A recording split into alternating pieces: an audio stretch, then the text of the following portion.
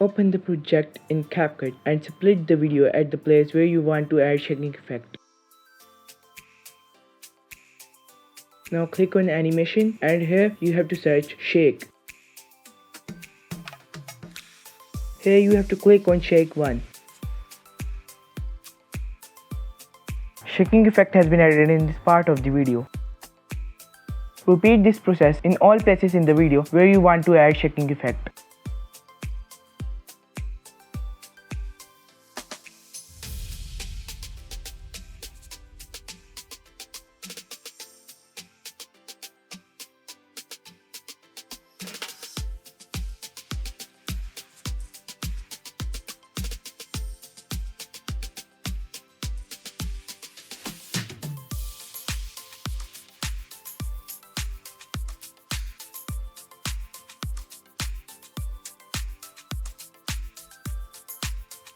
If you are interested in adding watermark in your videos, then watch this video now.